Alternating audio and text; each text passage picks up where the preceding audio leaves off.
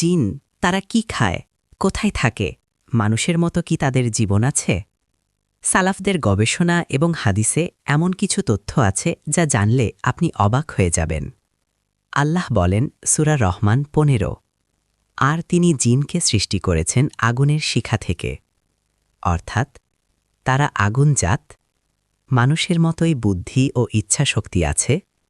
মুসলিম ও কাফির দুই ধরনের জিনই আছে। জিনের খাবার কি আপনি জানেন?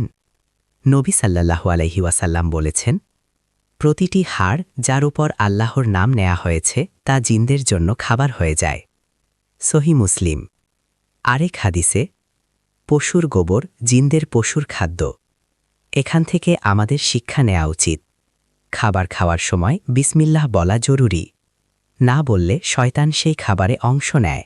সালাফদের মতে জিনরা মানুষের ব্যবহৃত পানির জায়গায় থাকতে পারে, তাই হাদিসে আছে, পাত্র ঢেকে রাখো, পানি খোলা রেখো না, কারণ শয়তান ও ক্ষতিকর জিন এগুলোতে প্রবেশ করতে পারে।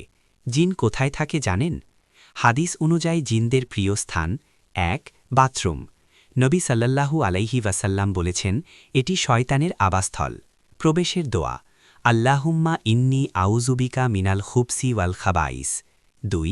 নির্জন স্থান, পরিত্যক্ত বাড়ি, জঙ্গল, ধ্বংসাবশেষ। ৩.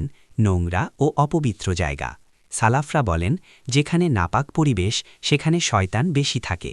গুরুত্বপূর্ণ সতর্কতা, রাতে খাবার খোলা রাখবেন না, বিসমিল্লাহ ছাড়া খাবেন না, অযথা নির্জন জায়গায় যাওয়া এড়িয়ে চলুন, ঘুমানোর আগে আয়াতুল কুরসি পড়ুন। শেষ কথা, জিন আছে এটা সত্য, কিন্তু ভয় নয়, বরং আল্লাহর স্মরণই আমাদের সবচেয়ে বড় সুরক্ষা, যেখানে শয়তানের কোনো শক্তি নেই।